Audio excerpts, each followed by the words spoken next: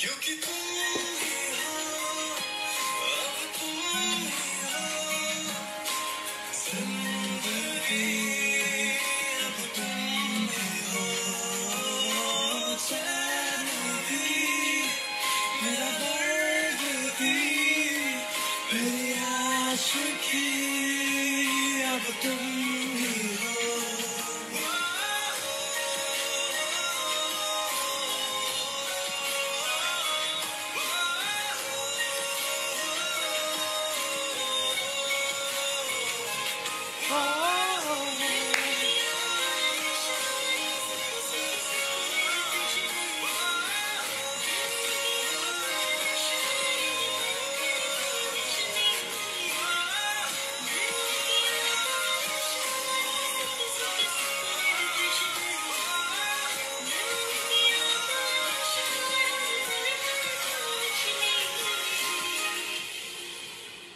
All right, hello, Saubana to all of you here.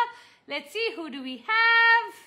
Welcome to Doctor Who coaches, Shaina, Sonam, Talukdar, Anshu, Nupurs, Madhulika, Mehek, Zainab Bout _M7, Navina, Anu, Aarti, Anita, Nupur, Sinha, Nidhi Gupta, Prachi 1111, Ritika Agarwal, hello Meri Jaan, Sanya Chabra, Hina Karishma Krishnani, Anita Gupta, hello, Ruchi Chauhan, thank you darling. All right, let's see, Perks of Wisdom, I'm so glad you caught me online and live today, wow. Ritu Jain is saying, hi ma'am, met one of my school friends a week back. She was sad and she was crying that she did not get married. She's lost all hope to find a partner. She's 45. Can you suggest something to comfort her? Ritu, this is a pandemic, as I call it, of unmarried women. What has happened is that in the last 20 years, earlier on, no matter what, you got married because you weren't marrying for happiness, you were marrying for economic reasons, you were marrying because you wanted to have children, you were marrying for all the reasons why the institution of marriage was created. But now in the last 20 years, all the reasons why women used to get married have started to fade away, okay? And the reason for marriage is now to find companionship, to find love, to find a partner who can support you through life, emotionally, physically, in every possible way. And the problem is that unfortunately we haven't raised our boys for that. We've raised our boys like how we've raised how our fathers are, you know, thinking that I am going to lead the family, my job is to earn, the wife's job is to have the children, look after the house and this and that. But today women want more, and when women want more and the men available do not match that, unfortunately, lot of unmarried women are now sitting at home because of this reason. I think it's very important for parents to now start to say, you know what, sweetheart, it's all right. It's okay to not have gotten married. My cousin recently, who was not married, just adopted 2 children, or I think it's adopted or surrogacy or whatever, like how Sushmita Sen has and Ekta Kapoor has and all these famous people have. And I can tell you, I'm so proud of her because she realized that the world doesn't have the kind of men she wants. And she was growing older and she wanted to have her own children. That's what she has done. I am not saying you shouldn't have a man. I'm always pro relationships because I feel like if you have the right man, you're happier. However, having said that, the underlying important word here is the right. If you don't have the right man, you'll be worse off than being alone. So she has to start to realize that, you know what, currently there is a gap. Now, as mothers of boys, we have to make sure that we raise boys who believe in equality, who believe that you know, they also will have to pitch in at home, they will have to pitch in as fathers, they will have to pitch in as all of the roles that earlier were only women dependent. So our generation, this 20 to 40, I mean, if she's 45, she's very close to my age. So I can say me, my sisters, my friends. I have a lot of unmarried sisters, a lot of unmarried friends for the simple reason that the right guy hasn't come along. And so because I think what we need to do as single women, those who are single, is start to complete our life with whatever fills us up, whatever we are passionate about. So if you're passionate about health, go that way. If you're passionate about career, go that way. I have a feeling that this gap will get filled soon. You see, soon the men are going to realize that the woman is not choosing the guy that she used to earlier. The alpha male is no longer the attractive male. The man who can come in to really support her in her dreams and not expect submissive behavior or submission is the new way forward. So because it's all changing, a lot of women are feeling lonely. I also say this one disadvantage that we as women have, which I hope over the years that also changes just the way everything else has, is that as we are growing older, our range of men reduces. And as men grow older, their range of women increases. What does this mean? A 35-year-old man can marry a 22-year-old girl, but a 35-year-old woman right now, as of now, doesn't tend to choose or is not allowed to choose a 22-year-old guy. I'm hoping this also changes with time. Sooner than later, we go into the Priyanka Chopra model of, you know what, if the guy is 10 years younger, so what? That's no issue at all. Till the time there is mental compatibility, that's all that matters. So, Ritu, I've only explained to you the problem. The solution is yet to come. I don't think the solution is yet prevalent in the world. I think we still are somewhere in between what our parents used to think to where we have now started to create a new thought. And one of the reasons why so many girls are unmarried is because the parents put their list of conditions and the girl had her list of conditions, and that just became too many conditions. Not that I don't believe in high standards, but you have to compromise somewhere, right? Like how that matchmaking lady says, you have to compromise somewhere. Unfortunately, what happened was both sets were not willing to compromise. Now going forward, I'm seeing a lot of parents saying, जिससे भी शादी करनी है कर लो, but कर लो.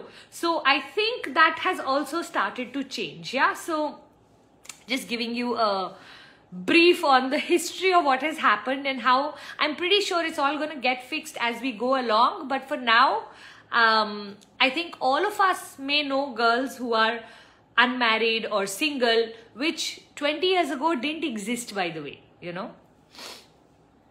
And I think when we meet girls like this, we have to help them become complete.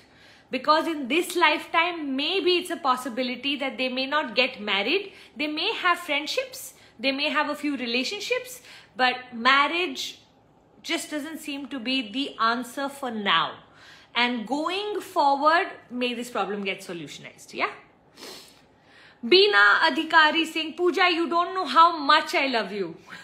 That is the sweetest thing I've heard for today. Thank you, my Jan. Alright. Good evening, ma'am. Good evening, Pooja. True, I make both my boys do all the kitchen work to make them understand gender equality. Wow, I like that. That's by Dr. Anuya, life coach. Very good. I'm so proud of you. You know what? Mothers like this need to speak up about things like this. Dr. Reena Jagdish Prajapat. How to deal with a teenage son. He's fabulous, but there are days when he's just a bit rude, not studying. I don't want to feel fearful. I want to cherish my motherhood and also inspire him.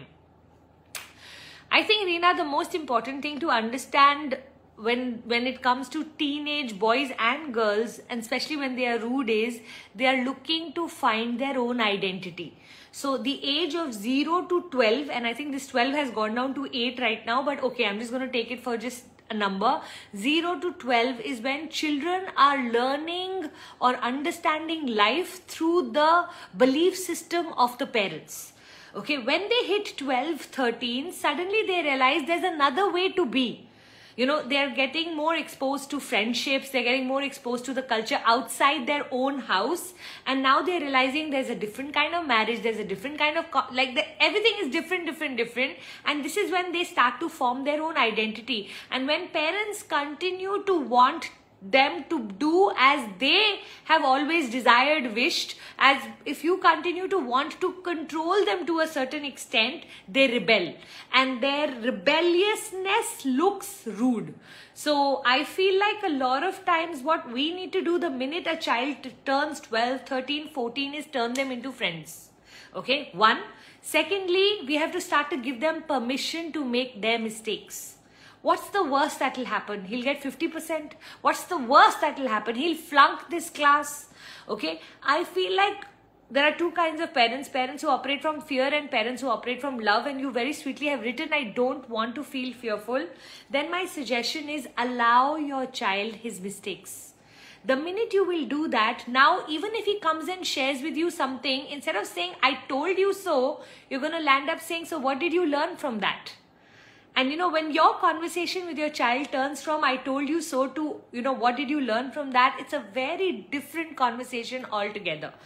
So I highly recommend to you, I can see you must be already a fabulous mother. The fact that you're asking me this question tells me you already have a lot of awareness around being the mother that you are.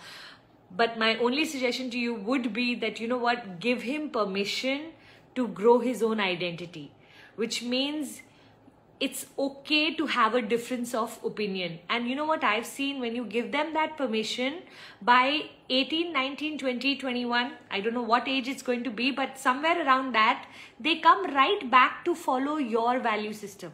So I remember in between for a couple of years, my children didn't want to do gratitude. They didn't want to do goal setting. They didn't want to do anything mama teaches because it's just not, they had an overdose of it or in some form. They just didn't want to. So they were rebelling, right?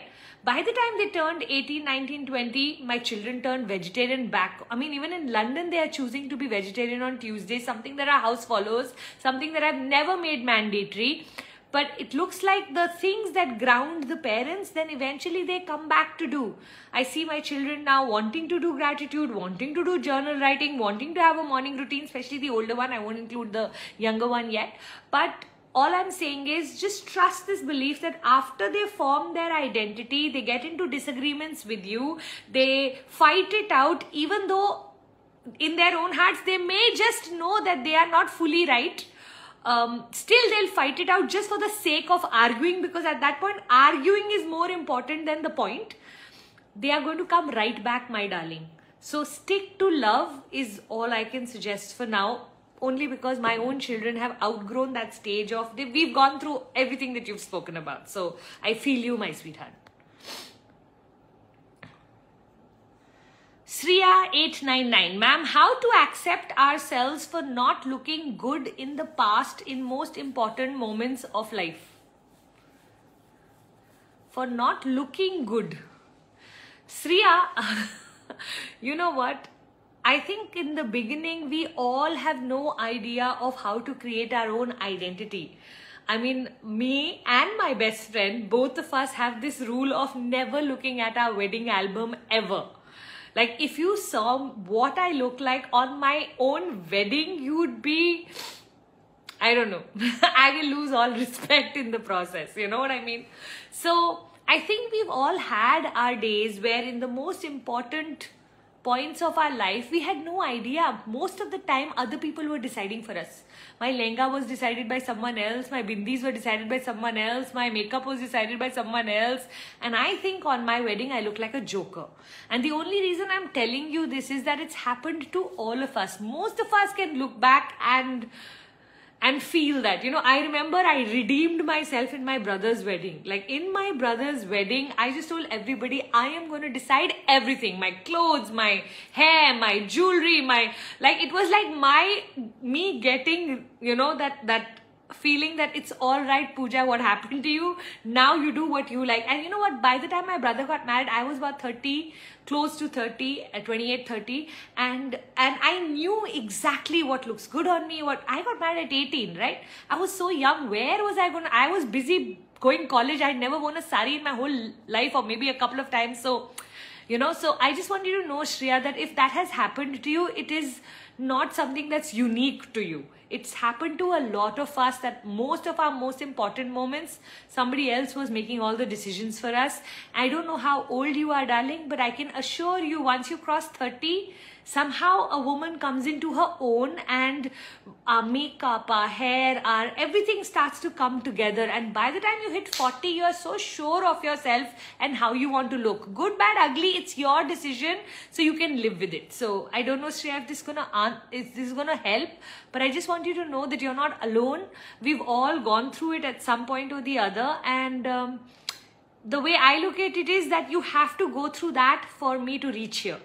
So it was a pathway. There is no bypassing that phase that all of us go through. I mean, I remember in 8th and 9th grade having this mustache, having this unibrow. When I see pictures of myself from that time, I'm just like, wow, like, you know, somebody should have helped me. So I don't know, Shreya, I just want you to know that I'm with you on the same boat, my Jan. Okay, if that helps in any way.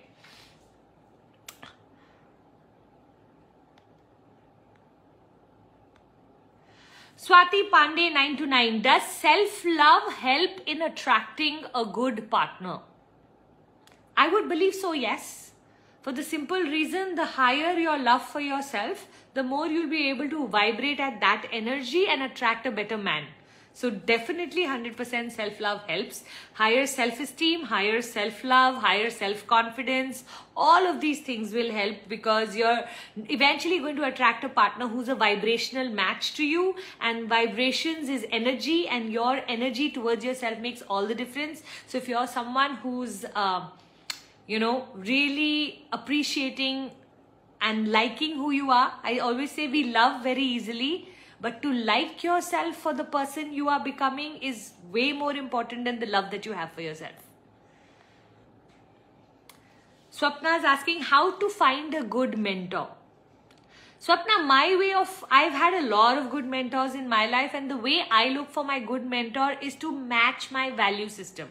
So why am I so attracted to Jack Canfield? Because he's a teacher at heart, and at the end of the day, his simplicity, his need and desire to give to the world, to truly make a difference, to be significant and yet a massive contributor is just something that really attracts me. So what I feel is like whenever you're looking for a mentor, try to see somebody who's just basically 5 steps ahead of you on the same journey as you want to improve yourself in. So in health, if you can find someone similar, in wealth, if you can find someone similar, in career, if you can find people you admire, make great mentors. Like I have 2 very close friends who are my mother mentors. I love the way they mother their children. So anytime I'm in doubt, I will call them up and say, sweetheart, I'm struggling with this, help me, guide me, because I know their value system, my value system similar, it will get matched. One second. I thought a sneeze was coming. So the best way to find a mentor is to match your value system. How do you match your value system? Keep looking around and see who are the people you're admiring. The minute you find someone you admire, that's a great place to find a good mentor. If you want to pay and have a mentor, Success Gyan is a wonderful platform to find a good mentor. They have about a list of almost 10-12 masters like me, and in each topic they have a master for sound healing, they have a master for mind and brain, they have a master for emotions, they have a master for money, they have a master for career, they have a master for business, they have a master for online. I mean, they have all the possible topics that you could be looking out for. Internet Vagabond, I can't really understand your question, so I'm not going to be able to answer that, my Jan. Kapila, Dr. Jyoti, how to be courageous. You know, I think courage comes from taking small risks and getting accomplished. So start with the smallest. So one of the questions I love asking myself is, what can I do to have more courage today? What are those things that will make me feel courageous? What is it that I'm fearing that if I do it today, I'll feel more courageous? So that's a great way to start being courageous. I think for me, the world is split into 2, which I call victims and people who take responsibility of their life. If you are a victim of life, you're going to keep waiting for others to do things for you. If you are someone who takes 100% responsibility, you'll have to rise in your courage every single day. Every single day you're going to have to say, these are the cards dealt to me. I can't change my mother-in-law. I can't change my husband. I can't change my parents. I can't change my brother. I can't change my sister. But what I can change is me, myself. So how can I react differently? Instead of reacting, how can I respond to these people? And that truly to me is courage. So if you had to ask me the most courageous moments in my life, I would say there have been a few where literally I've had to stand up for myself. You know, I'm a people pleaser by personality. If I hate offending people. I don't like to confront people. I don't want to say anything wrong to anyone. I don't like to upset people. So for me, whenever there is an opportunity where I know I have to draw a boundary, standing up for myself feels courageous to me. So there are days when I have to tell Puneet, sorry, I'm not going to accept that. This is not how it's going to happen. It's going to happen the way I'm saying it because I know in this I am right. Or if I have to say something in my joint family, or if I have to say something to my parents, hard. But you know what I've seen is that instead of not having courage and then eventually becoming bitter and resentful towards the people you love, it is better to disappoint them once but let them know how you are feeling. Otherwise, 5 years, 7 years, 10 years down the line, when you've cut off that relationship, they're going to ask you, but why didn't you tell us so? I know so many times my parents want to ask me that if you didn't want to get married, why didn't you open your mouth and say so? And I'm like, I did, but you guys didn't listen. And they're like, it wasn't strong enough. And I can understand where they are also coming from, because truly I said it more like, you know, I don't really want to. And they were like, no, we know best for you. And it kind of like I said, you know, but I didn't really say. So I think sometimes courage is about really showing people that you also need to be seen. You also need to be heard. And what matters to you should matter.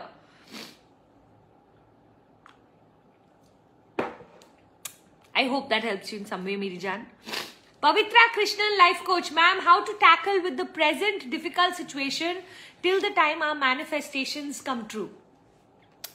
Pavitra, the best thing is to not focus on your current situation.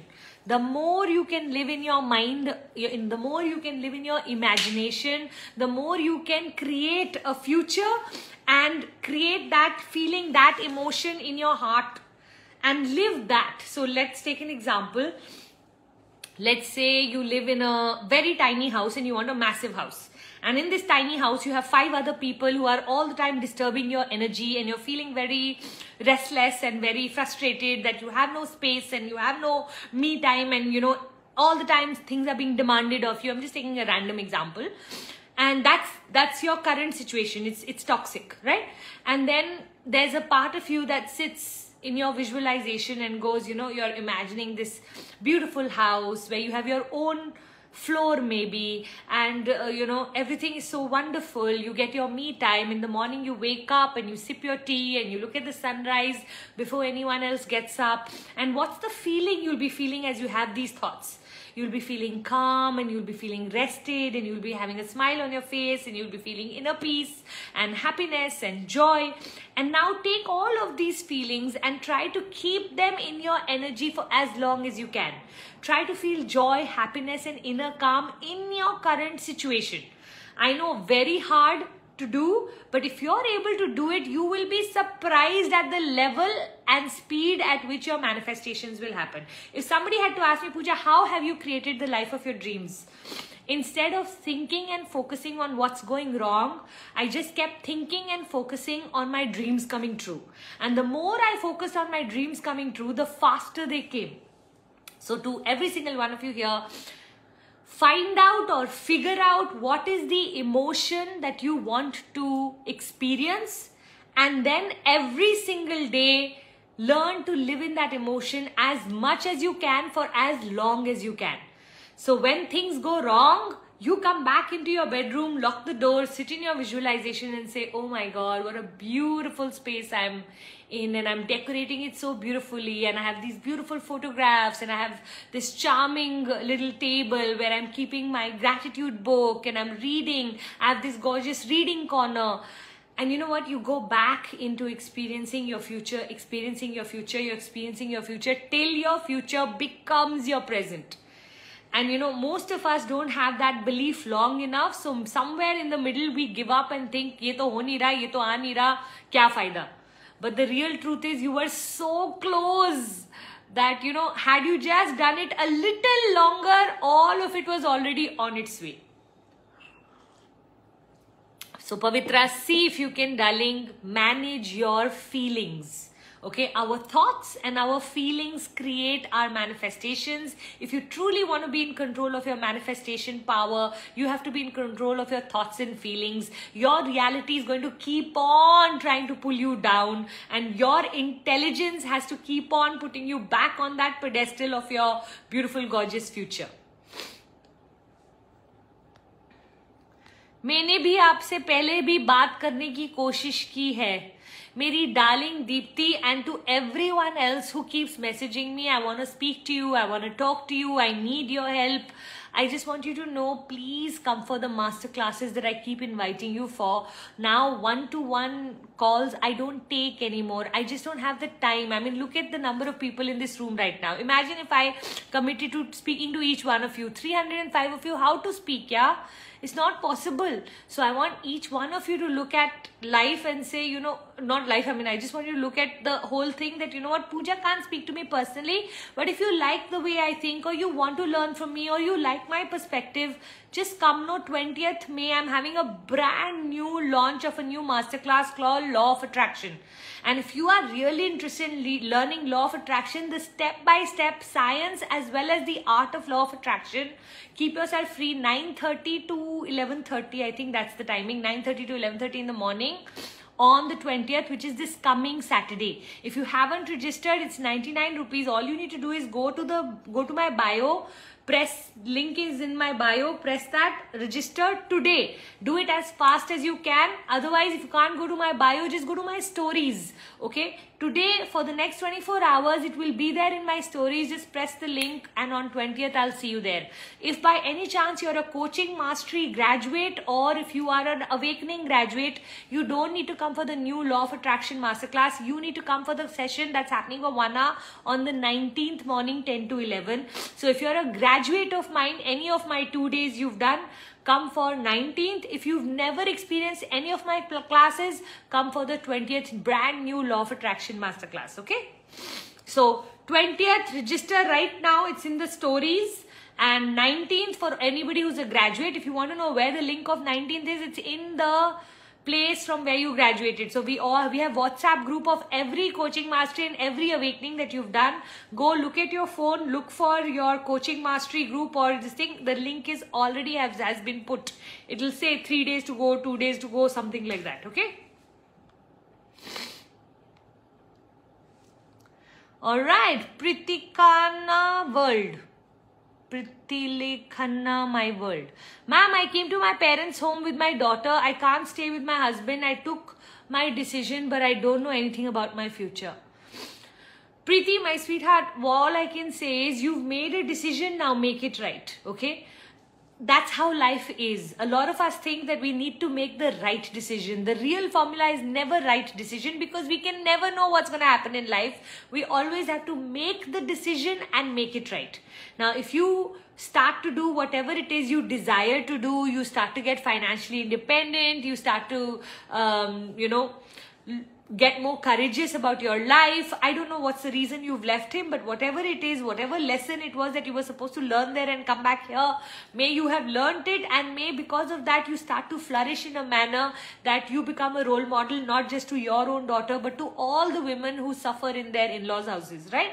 So Preeti, my sweetheart, let's make your decision right, my darling. If you haven't joined Awakening or done any of my courses, it's a great place to belong to while you build yourself up.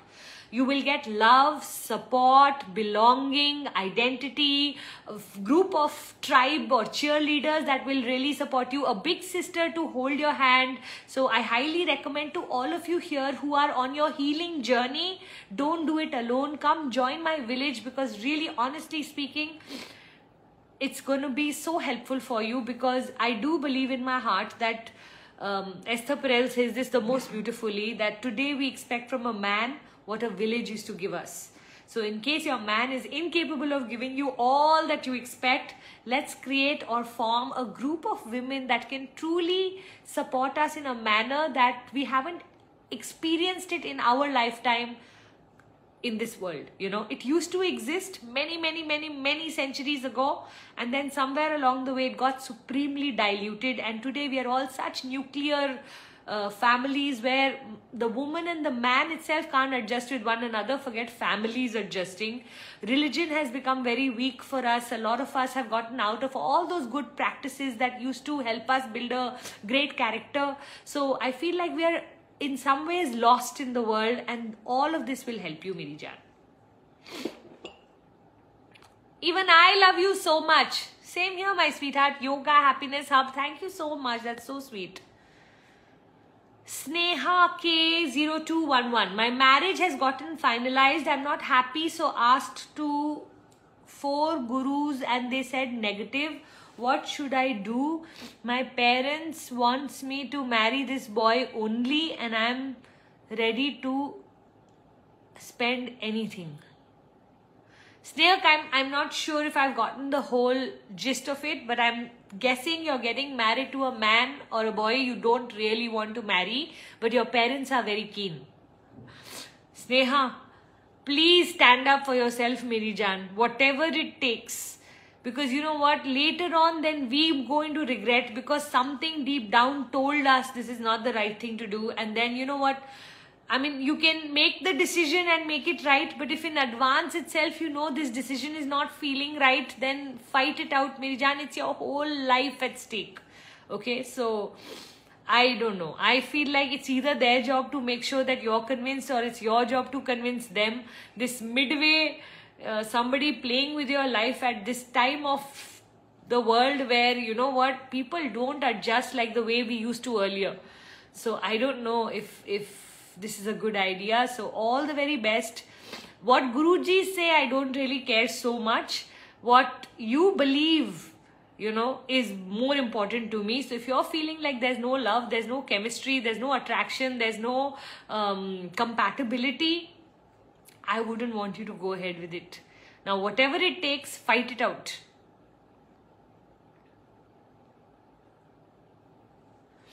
Curated ethnic. Oh, thank you, Jagannath. So sweet. Hi, my mother-in-law has been living with us since my marriage 16 years back. She has other children also, but doesn't go to stay with them. She does everything to make me miserable. My only option is divorce. My dear darling, can I tell you, no mother-in-law can cause the divorce. Okay, divorce is between husband and wife. So it is your job to look for the compensations that you need. Okay, when a man gets married, his job is to now be with the wife, protect the wife, or, you know, prioritize the wife. And even a mother understands that. Okay, so if in case she is making your life miserable, I want you to sit down with your husband and come up with some plan that is possible. If not, have family meetings. If not, don't make divorce the solution, because honestly, it's not. You know, the problem is a person who's not even in your marriage. Okay, so I want you to first shift the problem as it's not your mother-in-law, it's your husband, because he's not supporting you in what you need. So first, let's put the mother-in-law out of the equation, because by keeping her as the main person, you're going to think you need to fix that. While the real truth is, what you need to fix is to ask your husband to give you the support you need. So there are a few things. Okay, if she wants to live with us, these are my boundaries. These are the things she'll have to do. This is what will need to happen. So it's a whole conversation that will need to happen, right? So I'm always of the belief system that a marriage is a very strong institution, and that we shouldn't let it go for any third person. If you don't like your man and you leave him, I'm okay with that. But if you don't like your mother-in-law and you leave a man who you actually like, but just because he was more mummies than yours, then it's your job to do the work, okay? So I'm going to suggest to you, please come for my awakening program. At some point, I'm going to have a lot of deep conversations around what are the things we as women can do to keep the respect of the elders, and yet know that, you know what, it's our time with our man, and that they should not in any way infringe our privacy or infringe our rights. So it's a whole conversation to be had. I don't know if I can have that whole conversation here, but I'm definitely going to ask you to reconsider divorce as an option. Rather, I would like you to go on a 3-day holiday to sit down and plan with your husband and ask him what the hell to do with this situation. Okay, up until now, he's been thinking it's them and you. Now I want you to bring him onto your side and say, look, I want to help. Okay, but this is just a very unfair thing. Can't you speak to your brothers? Can't you speak to your sister? Can't you speak to this? Can't we do this? Can't we do that? Can't we keep some extra help for your mom? Or can't we do... I don't know what it is you need. What I know is that instead of sacrificing yourself, I want you to stand up for yourself. And when you stand up for yourself, maybe some things will change. Try that. If still things don't change, then you go out, and if you need to go, you go. Okay? So don't treat divorce as an option. So when someone else, when the third person is an issue. Divorce should be an option when the person you're in the relationship with is the issue.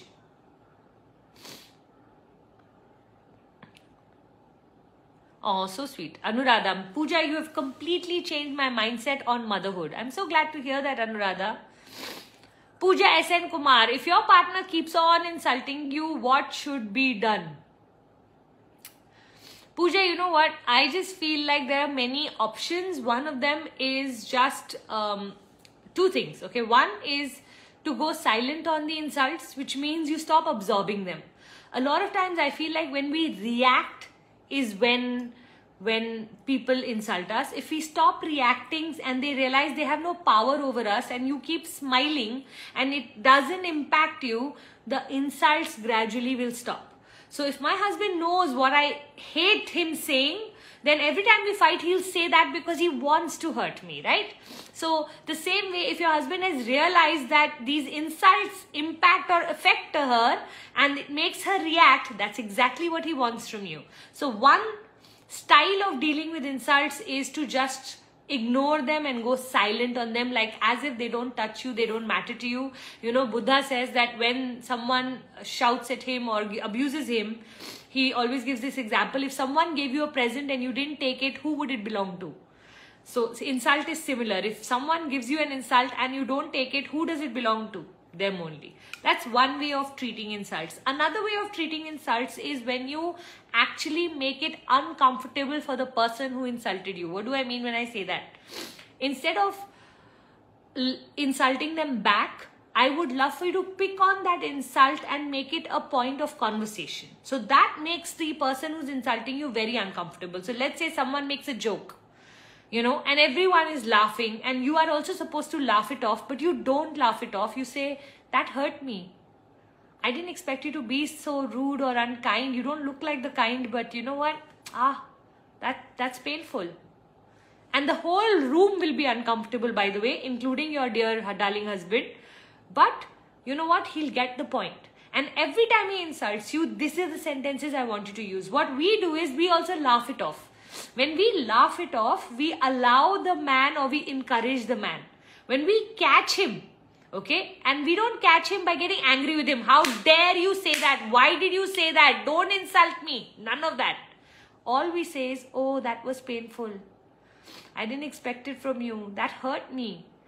Men don't know how to deal with emotions. Men are very good with casual talk, but when you get emotional, they don't know how to respond. So my suggestion is, do try this style. Do try the silent treatment, which is you just don't care. That's one way.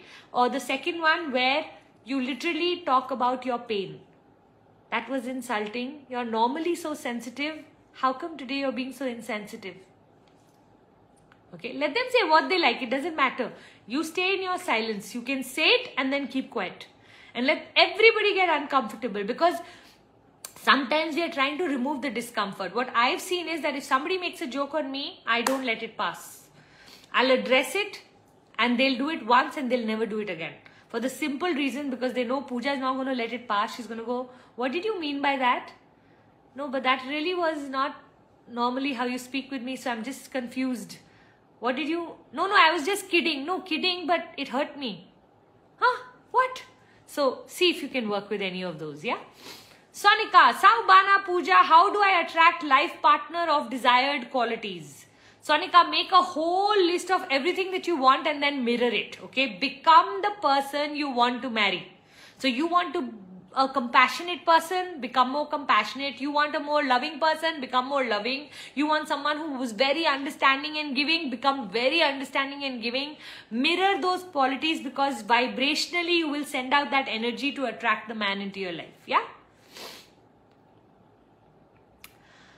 The doctor who coaches. Hi Pooja, I am the fangirl for life. Oh, I would wish you to speak about detachment with respect to people and situations in life. So my concept on detachment is just this, that you know what, you don't want anything to rule you. You want to be in control of everything. So I desire a lot of things, I expect a lot of things, but when it doesn't happen, I am easily able to let it go. That is detachment for me, right? So let me give you an example. Let's say there's a person in my life and I have a lot of expectations from them. And I know I need to, I'm overdoing it in the relationship. I need to get a little more grounded or solid in that relationship. So a lot of times what will happen is I'll expect, because I always say if I don't expect from my partner, from my family, I'm not going to expect from my neighbor, right? I'm going to expect from these people only. I expect. But when the expectation doesn't get matched, at that point, I can move into detachment. So I'm not detaching myself to the relationship. I am detaching myself to the expectation. I have the expectation, but then I know how to manage my disappointment. So if you had to ask me another definition of detachment, it is the ability to manage your disappointments when your expectations are not matched. Okay, that's detachment for me. So anything in life you do, wherever you are feeling like you are result oriented, people say don't have any expectations only, don't expect the results. If I have worked super hard and studied for an exam morning se leke raat tak, the least expectations is not something I create. Expectations is default mode. Of course, if I have worked super hard, I'm going to expect results. If I have spent 2 full days teaching someone something, I will want them to continue to going into my level 3 journey. So I feel expectations is something that naturally comes when we do things for others, but learning to manage those is detachment. So when somebody doesn't buy, it's totally okay. It's a choice that they have made and I totally understand it.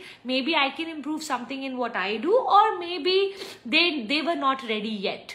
Both ways, whatever reasoning I want to give myself, vibrationally, I'm not going to let myself fall. So there's an equanimity in detachment. Detachment says don't get too excited in life, don't get too sad in life. If you can keep your equilibrium in emotions, that's a much better way to operate. So look at how can you make sure that when things go your way, you don't need to follow all of this too much. But when things don't go your way, what is your intelligence telling yourself? If you can prepare yourself for disappointments, you will become a master at detachment. So in advance, look at, okay, if this goes my way, great. If it doesn't go my way, I'm only doing this for learning. I'm only doing this for increasing my courage. I'm only doing this for exploring for right now. Yesterday, I had a client over. She had come home and she's going off to Canada, and she was so nervous and very sweet young girl wanting to know how to, cope with life as she's moving to Canada. And my only suggestion to her was that the first 90 days, don't get attached to what you've imagined your life there. Go with the flow of whatever and wherever, be spontaneous and keep exploring. Remove this word confusion, put it in the dustbin and say, for the first 90 days, I'm exploring. I'm going to explore all the job offers. I'm going to explore all the departmental stores. I'm going to explore the setting up of my new house. I'm going to explore cooking. I'm going to explore and just stay in exploration. I feel exploration helps us remain detached. So experimentation, exploration are great words to detach yourself from anything that you tend to get attached to. So I love using these words in my life. So I tend to say this a lot, that you know what, I'm only experimenting. Like even in my team, I keep trying lots of new things in my career, and my team will be watching, and sometimes we'll fail completely and sometimes we'll zoom high, you know. Either which ways, I'll tell them in advance, this is the first time we are doing it. First, let's at least see if it even works.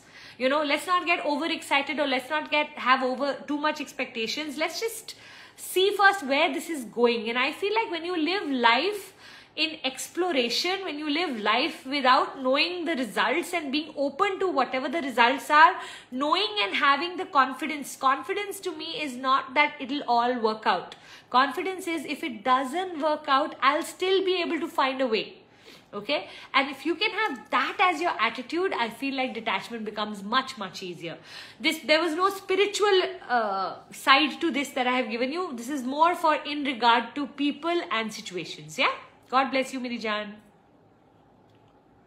Anuradha, your Goddess by Design workshop was a clarity window for me. Oh, I'm so glad to hear that. Do come for the new workshop called Law of Attraction. It's a nice mix of Goddess by Design workshop with some new elements added to it.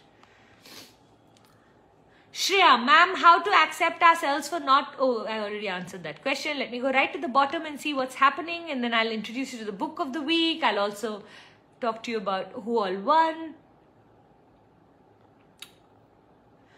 Riddhi Shah, ma'am, when are you starting the new batch of coaching certification? This Thursday, Mirijan, which is tomorrow. Tomorrow is the orientation. Anybody interested in joining my coaching certification program, please call up this phone number underneath Gunjan and speak to her today, because please note that this is the last coaching certification that I'm having. So if you want to be a coach in my methodology called the Life by Design methodology, make sure you're a part of the group. We already are. It's going to be our biggest coaching certification tribe. I think we are almost close to 150 of us, or maybe even more. So if you are interested in being a part of it, today is the day to join.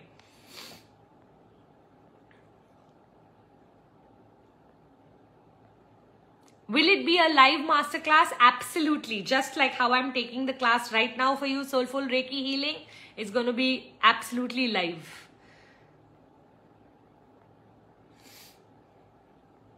I'm going to go right to the bottom. Oh, so many of you saying so many things. Trish Rise High is saying, has ever Puneet insulted you? Trish Rise High, when I get questions like this, I always want to say this, that you know what? Do not think of others as separate. Every marriage has its ups and downs. Puneet has insulted me. Puneet has said things I got deeply hurt by. I have done the same to him. We for the first 5-10 years didn't have a bad marriage ever, I would say, but it wasn't a great marriage. How my marriage has been for the last 15 years has been far more amazing than the first 10 years. I think the first few years especially, you're kind of like aligning your value system. You come from a house which is totally different in thoughts, in the way they behave, in their rights and wrongs. You come into a new house where everything is different. So I think just matching and aligning yourself with your spouse takes some time. And in that period, you can land up saying things to each other. Generally, and most of the times, the way Puneet has his style of speaking is very respectful and very dignified. And I think he really is one of those very special people on this planet who really knows how to respect a woman.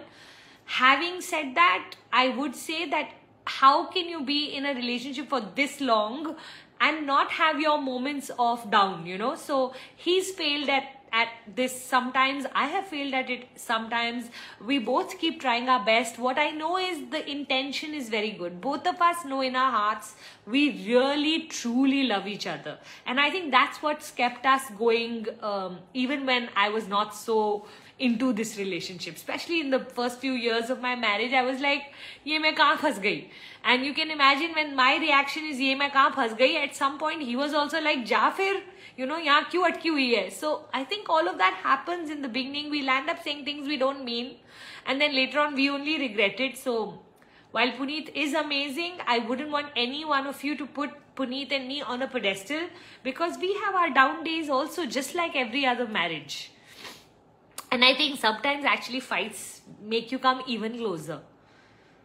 Dhanush Joshi.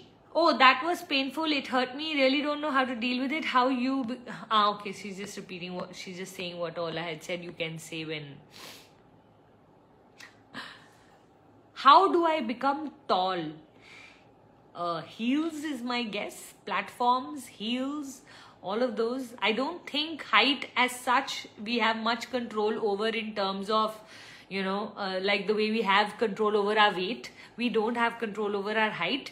My suggestion is, instead of trying to become tall, become more self-loving of the height that you have. So Sonika, work with that if you want. There is a whole chapter that I cover in my awakening sessions where we speak about the way we have rejected ourselves and our body and what that does to our mindset and our DNA and our vibrations. So come, darling, I'd love to help you accept your height rather than helping you get taller. Yeah.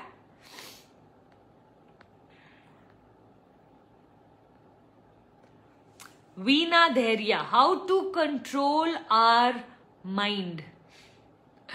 Veena, I think there are a lot of tools and techniques today. We have almost close to 60,000 thoughts per day. So generally controlling the mind can cause a lot of fatigue. So my suggestion would be that more than trying to control the mind, see if you can focus on what it is you want. So let the thoughts come and let the thoughts go. We will have negative thoughts, we will have bad thoughts, we will have all the sins ke sare thoughts. That's okay. Let them come and let them pass. Okay. So there was this teacher I had, I think his name was Mr. Sidona, or I can't remember. Oh, sorry, Hale Dowskin. Okay. You can look him up. Hale Dowskin. That's his name. And he has this thing called Sidona method, where he says, welcome the thought. Okay. Allow for it to sit or stay. And then whenever it is ready, let it pass. Instead of giving it energy, he says, when you give energy to something, it persists. Okay. But when you let it just come and let it go, it goes away. So a lot of times when I am going to have some negative thought, I just let it pass instead of trying to control my mind. Of course, the whole concept of meditation is about starting to have a relationship with your mind. Again, even in meditation, they say, allow for your thoughts to pass. Don't try to control them. But by chanting, you learn a little bit of control over your mind. By looking at a flame meditation, through guided visualizations. These are all different ways to how you can start to get a better grip on your mindset. Looking gorgeous, dear Puja. Something is new. Is it the look or the haircut? The haircut. You were not here last week. So last week I'd come with my new haircut and I got lots of good comments, so I've accepted it. Personally, I prefer longer hair, so been missing it, but I'm sure it's going to grow back very soon. Beena Adhikari. Puja, please tell me, how can I hold my energy and vibes high all the time through things that are not going okay? Beena, I think it's very important to honor your lows also. I don't know any human being who can at all times remain high. Whether things are going wrong, whether things are going right, whatever is happening, you can return back to being high. But I think allowing yourself, like I have my own down times. You know, how can you be high all the time? There are things that are happening. You know, you're energetically fatigued sometimes. You could be PMSing sometimes. The whole relationship that a woman has with the moon cycle controls a lot of our moods so many times. So I think just learning to understand our energy cycle and then honoring it is, according to me, the best way to feel high.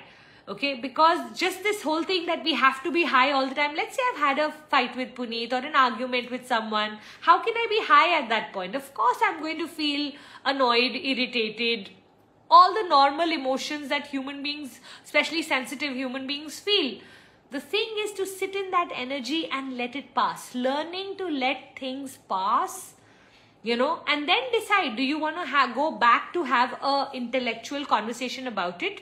Now that the emotion has passed, I would like to let this person know that how you spoke to me that day was not okay. Or would I just really like to let it pass because I know this person is not normally this type. So if they've landed up saying something, I can totally ignore it. It's okay. So you have to make that intelligent decision. But having said that, don't look at being high all the time. Look at learning to manage. It's like, imagine if the earth said that I want to be only one season, which is spring and summer, all through. It's not sustainable. Spring के बाद summer आएगा ही आएगा, summer के बाद autumn is required, autumn के बाद winter is required, and all the seasons serve a purpose.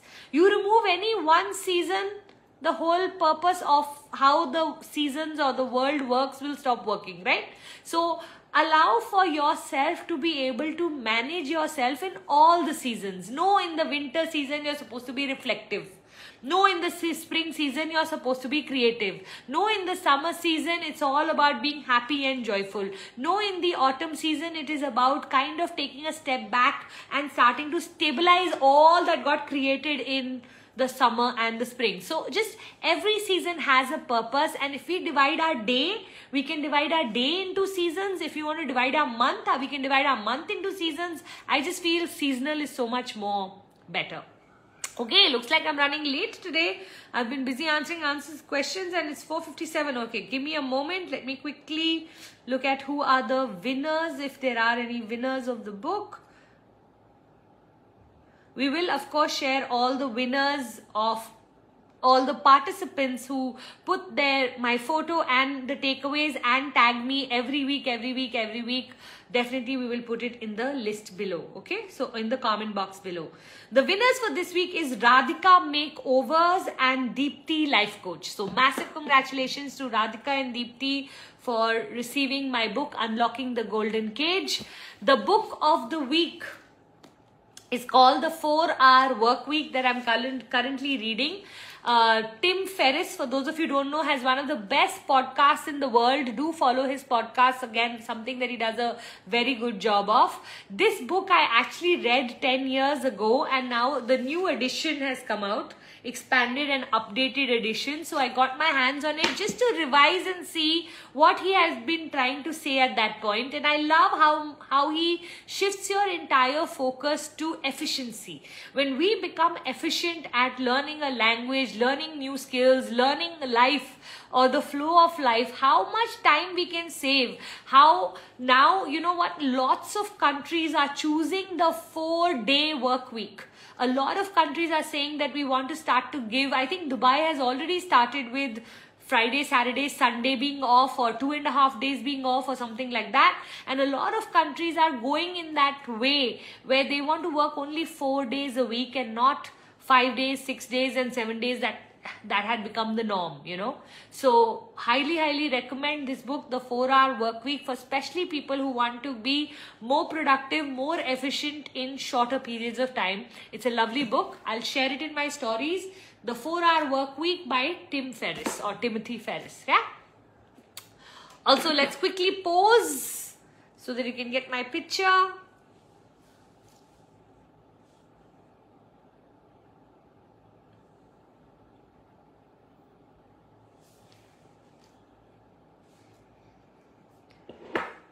Let's fix hair. I don't know, in fixing it, I think I spoiled it. All right.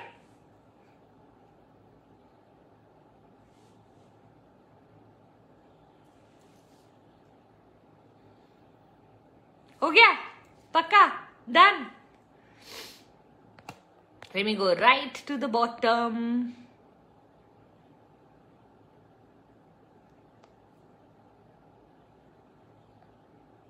Oh, still so many questions. My apologies to everyone whose questions don't get answered.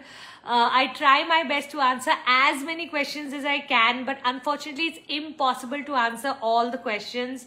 So just know that, you know what, at some point either I'll answer someone else's question and yours will get answered, or someday I will answer your question. Do send it, do DM me all your questions in case they don't get answered. Not that I'm going to be able to answer everyone back, but at least, you know what, I'll invite you for my masterclass, and there a lot of things automatically will get answered because I'm going to take you through a step-by-step journey on how to actually start to become a manifesting queen. So if becoming a manifesting queen excites you, see you on the 20th, 9:30 to 11:30. Loads of love. Bye. Take care. Thank you for coming.